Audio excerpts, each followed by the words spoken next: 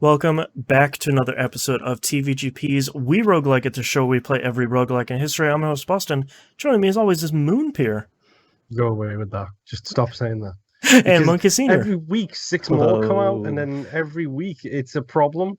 Yeah, I Also, just sorry added for like talking over you, Monkey.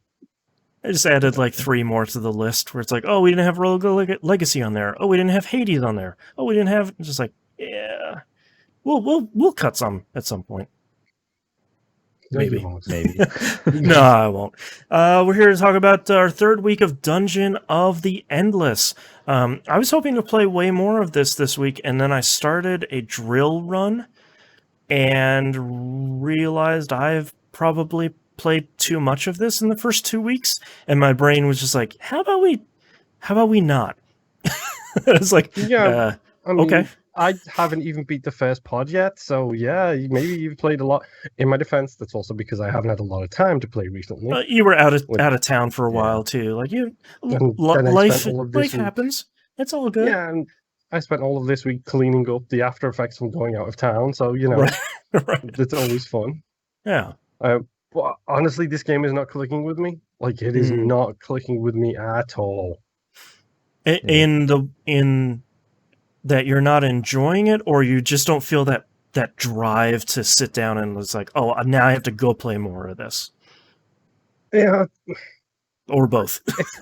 it's a little bit of both. Mm. I mean, it's a little bit of like I'm not exactly enjoying the gameplay Mhm. because I was never a huge tower defense person anyway. The only good tower defense game that's ever existed is Plants vs Zombies. Don't at me. I don't care. That's the I thought you were gonna say Bloons Tower Defense. I was like, Yeah, that's I also thought you were going to say balloons. yeah, that's No, also I've acceptable. never played Bloons Tower Bloons Defense, is so I don't great. know what that is. Yeah, Bloons is good.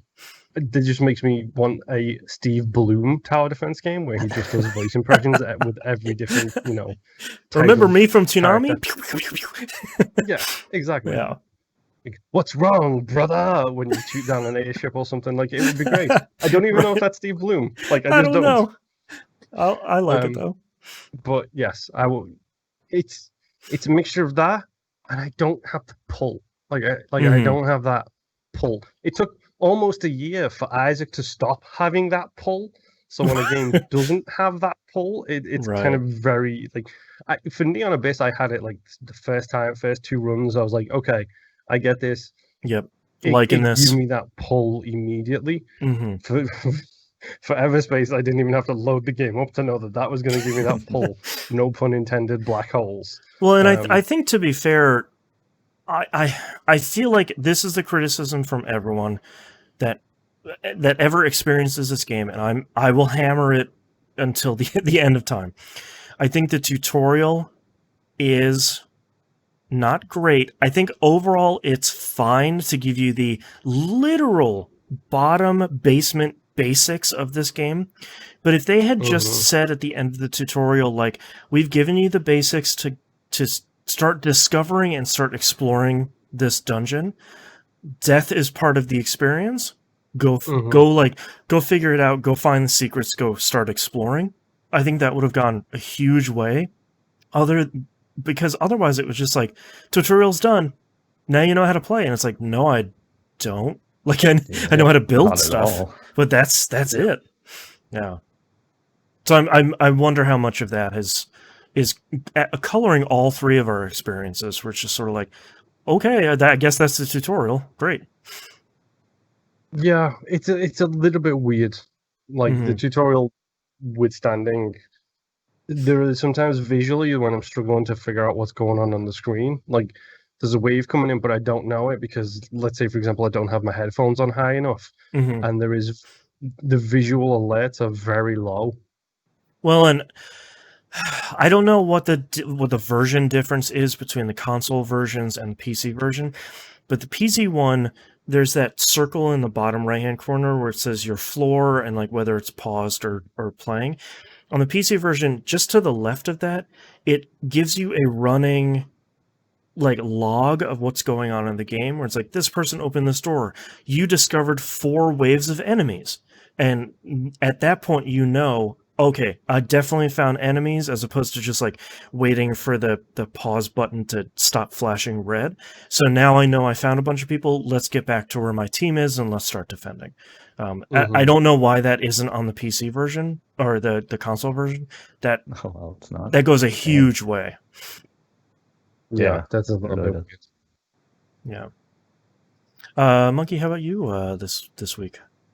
So this week, so last week I beat my first run on too easy, right?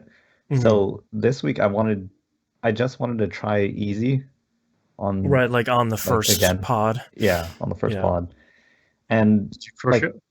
would well, so the first run, I felt like things were going really well, and I made it to like floor 8 or 9 or something before I failed, but I was like, oh, I got pretty Yeah, far, and that's like really far, yeah. I feel like I kind of know how to play now.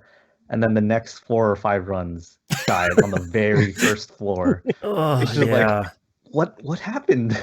Yeah, I it's was doing so frustrating well. because I feel like if you get on every floor, if you get a really great dust farm going, you can go really far and you can make it really easily on those floors. And if you can carry over a bunch of industry from floor to floor, like you're really set. But if you can't get that foothold in, like really early on that first floor, I feel like it just punishes you super hard.